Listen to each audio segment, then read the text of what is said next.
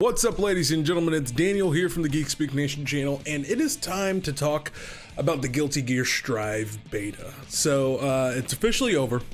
Time has passed, and a lot of people have been posting their thoughts about the beta, and I think now I'm finally ready to talk about it and give my overall opinion on how the Guilty Gear Strive beta went. I think the first thing I want to get out the way is, do I think that this beta was good for the game? Yes.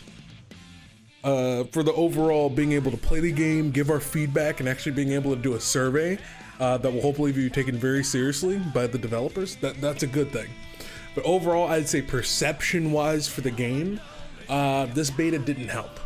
I think this beta actually did a little bit more harm, possibly, than Arc System Works was expecting. Because the biggest thing about it is before the beta came out and when this game was announced, people were really excited for it, just off of the teaser trailer. But as more interviews came out with Daisuke, the creator of the game, a lot of his interviews pointed towards the fact that he wanted to make this game for a casual audience and didn't mind sacrificing hardcore players for it. And all those talks and all that stuff generated over time, and as more and more events came by and people actually got to get their hands on the game, still people were a little bit dicey about how it felt, just because they didn't have enough time to fully delve into it. So with that being said, I don't think this beta put a lot of concerns that people had to bed. I think it exacerbated a lot of issues. I think it brought up a lot of comparisons to Xrd and the differences that are in it, and more so in a negative light. And yeah, I think the overall perception and then the meaning of the whole entire beta and the issues that went along with it did not help. And it feels like it's kind of swallowing up a lot of the positive feedback that's going on in the game. And I think two things are kind of the biggest issues with that. I'd say the first thing is the most obvious thing that everyone's talking about with this beta. The matchmaking lobby is god-awful. It is absolutely horrible.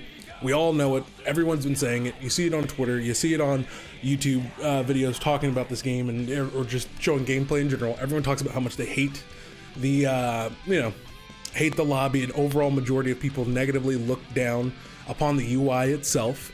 Even though I personally don't mind it, I just wish the risk gauge was easier to see. That's my biggest thing. But yeah, so a lot of people are hating on the game for that perspective, and that's generating a lot of traction overall in the conversation. And the next to that, we had the issue of just connections in general. The game was always crashing, and the connectivity of the matches was horrible. And I feel like it was not emphasized enough by the developers that this beta was running off of delayed base netcode. And I think that the connection being so bad really has already soured people's perspective on how the online is going to be. And it kind of puts a lack of faith in the developers that they'll be able to pull off rollback netcode. And I think I think you also going to have this misconception that people think that, oh, this is what the rollback netcode for the game is going to be, just because they weren't clearly advertising that, hey, guys, remember, when you're playing this beta, it is running off a delayed base netcode. They should have even put it in the beta in their like little news announcement section, so people are always reminded this is not how the final version of the the connectivity and the matchmaking is going to be. However, it still does not help the fact that, yeah, people are still talking about how bad the matchmaking was, whether it's the system in general or the actual connectivity of the matches was awful for most people, especially that first day. Started off all right the second day, then just got worse, and the same thing with the third. So that's just where it is with that case. So overall, I think the perception that this game has right now has been really soured, just because there's a lot of people talking either negatively or overly mixed about the game. And here's the thing.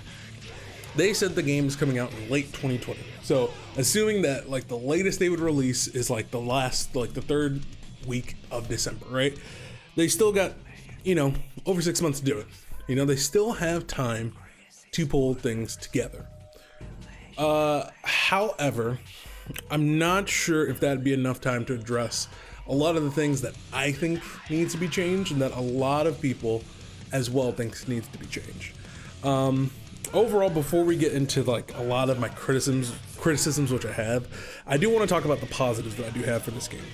Overall, despite the perception of the beta, I think the game looks absolutely gorgeous. I think this is one of the best looking fighting games out right now. The artwork is absolutely gorgeous. The backgrounds are fantastic. The moves feel amazing. The game is so cinematic. It doesn't matter what you're doing, everything feels crunchy and like it has a weight to it, and I absolutely adore that.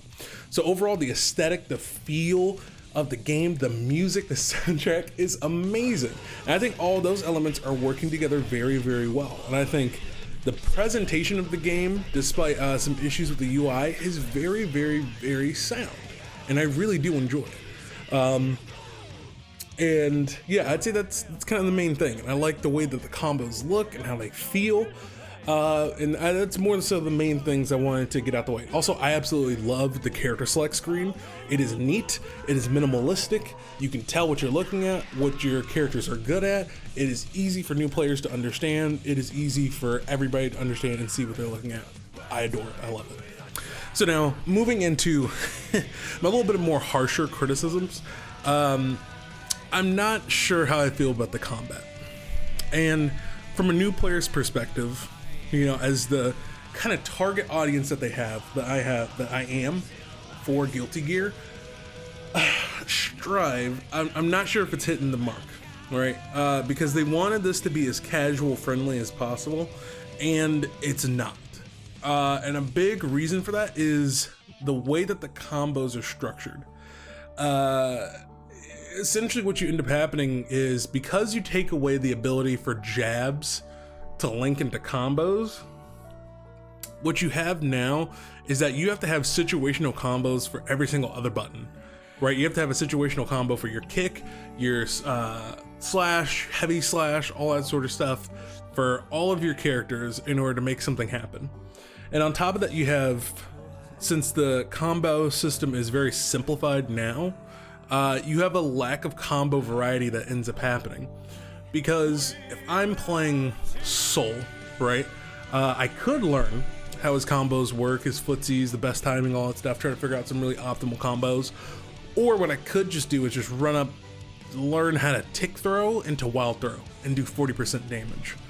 The way the game is structured right now, it doesn't want you to do combos, really. And that's been the big thing for, especially out of the corner. And I feel like that's been a big thing with a lot of fighting games lately for some reason, is that they think being able to jump cancel normals into an air combo, or being able to do, I don't know, just any combo that's above 7 hits in general, just seems to be too much for the small pea brains of us new players, and that we can't take it, and that needs to be as simplified as possible. And honestly, when you end up doing that, you actually end up making the game harder. And I think a big example of that is in like MK11, right? MKX is a very combo heavy game, and MK11 is not. It is very simplified and very reliant on the crushing blow system in order to get your big damage combos. And because of that, it's easy to understand how the game works and to play the game eventually once you hit practice mode. However, that gap you feel between being a good player and being a pro player or average player or something, or above average, those gaps feel even wider than they do in something like Dragon Ball FighterZ. Because it's like, I can play something like Dragon Ball FighterZ and it's like, oh god, I can clearly see just by the way this guy is moving that he is an expert in the way he's using his characters and how the game is played. He's played a bunch of matches. He understands the feel for the game. However, you know, even if I do, you know, get hit and lose and stuff like that, I can still put up a fight and try out some new combos and try something that's very interesting and engaging. But I can clearly see where the difference is in skill. When it comes to something like MK11, it's like you're getting down poked into throw meta and all this sort of stuff, and people are just doing the most minimalistic, most optimal things possible. And then also, really, it just becomes a game of knowing your frame data and knowing how to trap people. And I feel like that's kind of the direction that this Guilty Gear Strive is going. I think it's going the difference of, if Xrd is Mortal Kombat X, or Xrd Rev 2 is Mortal Kombat X, then Guilty Gear Strive is Mortal Kombat 11. it strips down a lot of things, thinking it makes it easier for new players, but in actuality it makes things a lot harder because it gives you more limited tools, and those who are better with those limited tools, it just becomes the oppression session, and it feels like you don't have anything to work towards. Especially when I was like playing as Kai and I was just getting thrashed, dude. Like, I was getting obliterated by other players, and I was like, well, let me look at some high skill gameplay and see some other things that I'm missing when it comes to Kai. And honestly, besides incorporating like obviously your specials into your combos and stuff like that, there wasn't really much difference between the low tier and the high tier gameplay besides knowing how to control your spacing, which is, you know, a very basic thing. But the actual input, you know, barrier, the actual skill barrier, just seems so much more skewed, and it didn't seem as different beyond the actual like footsies of the game, and I thought that was just so strange. And on top of that, the big damage, like I said, I haven't mentioned this before yet, I don't know why I said like I said, but the big damage is not helping with that, because like I mentioned with the example before of like you can play Soul and just do Wild Throw, and that's going to be more optimal than a lot of your combos sometimes, depending on how much meter that you end up having, or tension. So I'm not a big fan of the damage. Granted, I like not having a comeback mechanic, because I hate comeback mechanics in video games, in fighting games specifically. Like, I don't know, it's just a foolish thing to me to be like, well, let's give this guy a chance to come back. Like, no, if you're getting your butt kicked, you're getting your butt kicked, and you just have to, you know, play better in general to work your way back up to that victory, and it makes it a much more satisfying match to watch, as compared to like, oh, he hit all buttons at once, so he does 25% more damage.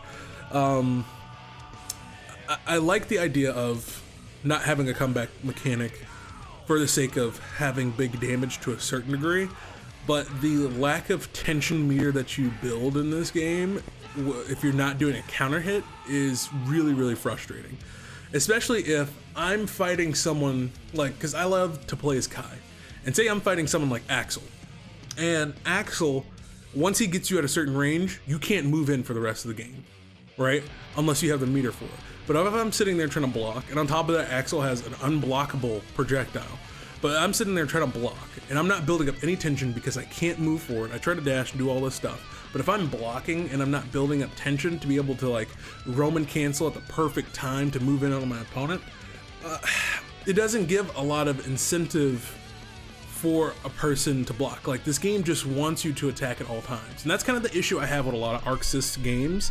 They love to punish people for playing defensively, and I understand the negative penalty for people like backing up all the time and playing back and trying to zone out and all that sort of stuff. Like, I get that for where the negative penalty comes into play, but if I'm blocking successfully, I shouldn't be punished for that. But you always get blocked. You always get punished for blocking successfully in a game like Direct Ball Fighters, which is also made by Arc Sys. So I think there should be, if you're gonna have that big of damage, bring in more build up for tension beyond just getting a counter hit. Because if you end up doing that, what you're gonna see is that your game is going to be, there's gonna be a lot more back and forth in it. There's gonna be a lot more strategy into it. It's not just gonna be one big oppression session about who ends up in the corner or who ends up getting zoned out the most. I think you're gonna have much more interesting gameplay going on, especially for new players, if we're able to build up tension more. And then you'll see even cooler combos, or even beyond that, you'll see more interesting uses for the Roman cancel system. And I did forget to mention, I absolutely adore how they did the Roman cancel system in this game. I think it's dope, the way it's used as an orb, the way you can use it to trick people, the way you can use it to get out of combos, all that sorts of stuff. It's much more simplified, it's much more uniformed, and I absolutely adore the way the Roman cancel system works. Forgot to mention that earlier. We're talking about the things that I liked about the game. But overall, I think that the big damage is a mismarked. It doesn't feel right. And even when you're playing something like Guilty Gear Xrd, I mean, dude, you still do a big chunk of damage on people. However, it's not one attack doing 40% or one attack doing 60%. You just do 2 Potemkin busters or something like that and the game's over. That's a bit ridiculous. Or if you are going to do that, increase the tension gauge, and then also add an extra round. Add an extra round to where you have to win 3. because 2 matches, it goes by so quickly. And that was one of the most frustrating things about it, is as a new player, I'm going in, I'm trying to get better, I'm trying to learn from my game plan. I get oppression sessioned in the corner the whole entire time. It's laggy. The characters are moving and teleporting around everywhere. I can't get a feel of what I'm doing wrong. The match is over in literally about a minute and a half or so, and then I'm back stuck trying to find a match for another 10-15 minutes. It created such a frustrating cycle for me. And I know, granted, that this is just the beta and this is not possibly going to reflect the full release of the game and the netcode and all that stuff and blah, blah, blah, blah, blah. But that loop was not fun, man. It was really not fun. And yeah, I just think that there's got to be a lot of improvements made to combat in order for it to feel fleshed out.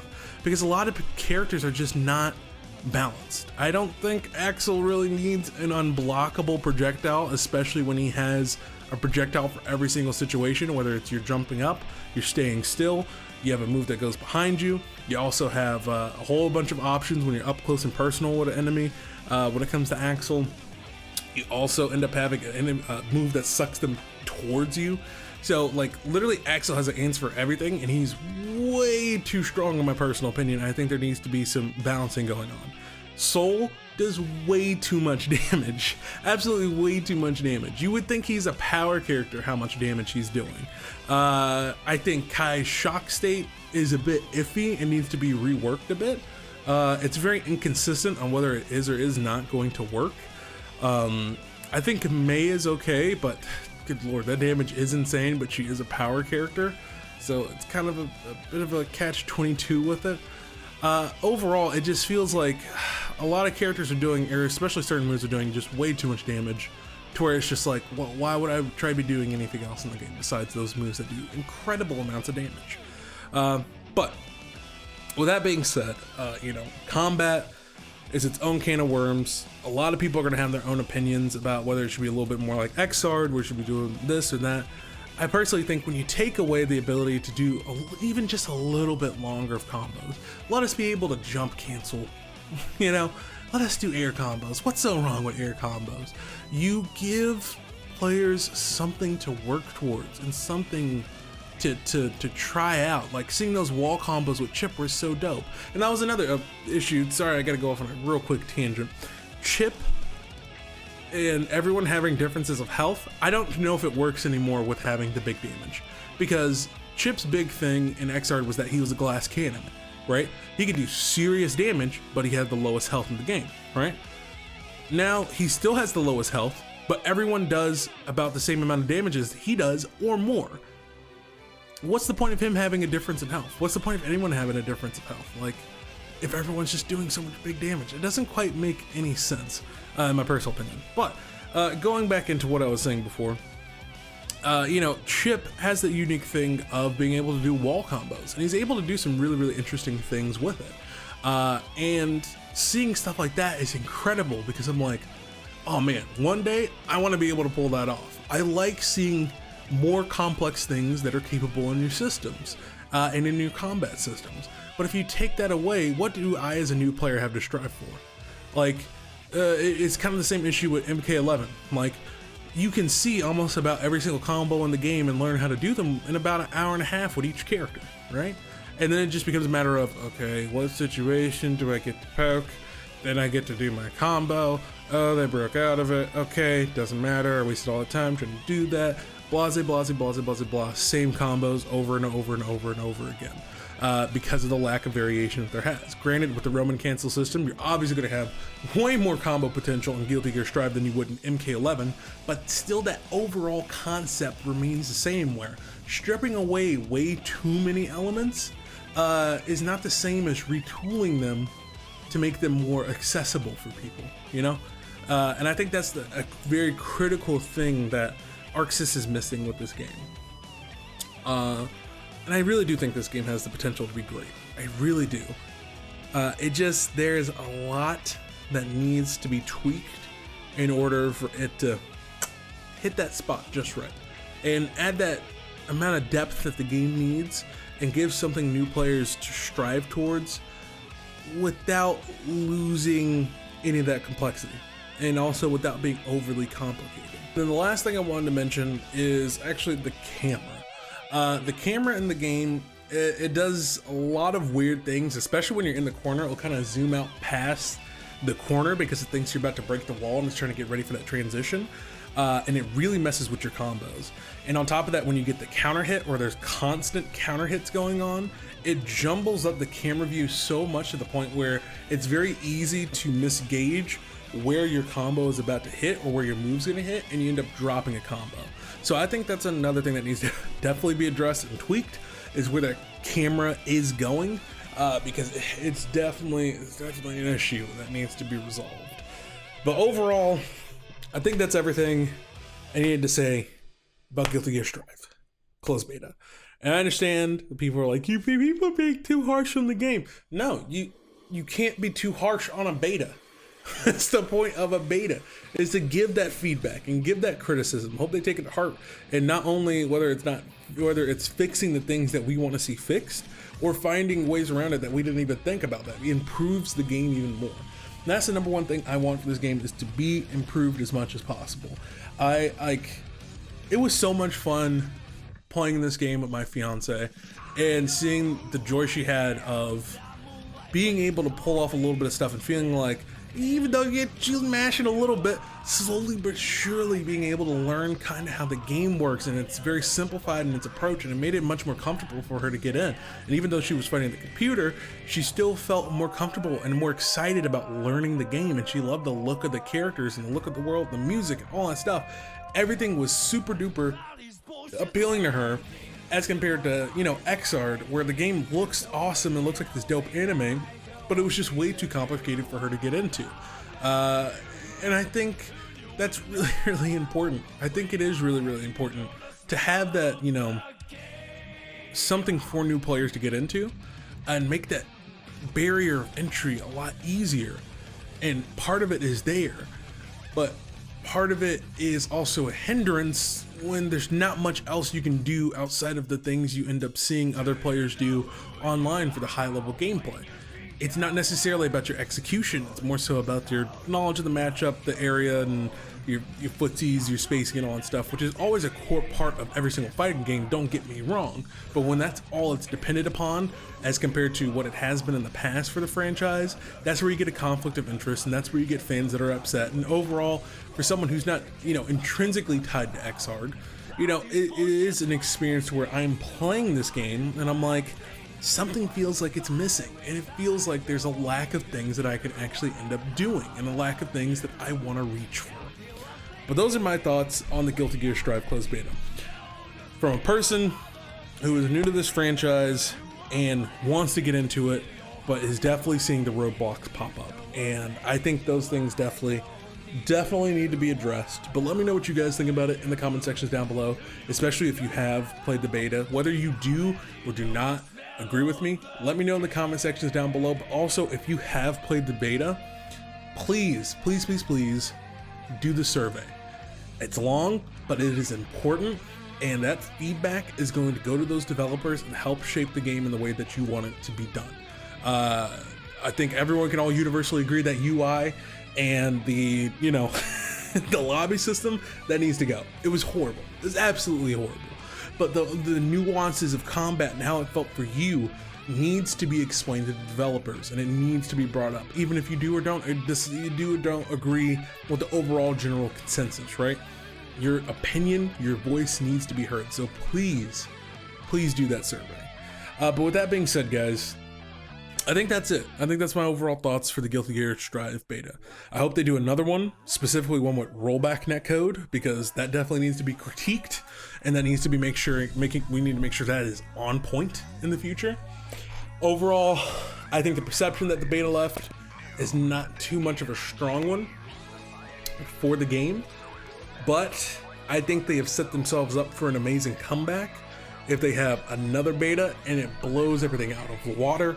They add more characters, there's more things that the characters can do, the game is more balanced in its back and forth and in its combat, and also its health and the damage that characters are putting out, and everything feels right. And granted, you don't want to get rid of the degeneracy, because the degeneracy is what Guilty Gear is based on. It's about, doing the most degenerate things to another player, that are completely unfair and completely unwarranted. Like, of course, that's what Guilty Gear is built on, yada yada yada. But that doesn't mean you can't have some fair and balanced overall gameplay mechanics and overall flow of combat. And that's just my personal opinion. But with that being said, guys, like I said, let me know what you think about it in the comment sections down below. Thank you so much for watching this video. If you liked it, go ahead and there hit the like button. And if you're new here, subscribe to become a part of the GeekSpeakNation channel. And yeah, with that being said, guys, thank you so much for watching. I'm Daniel, and don't forget to get geeky.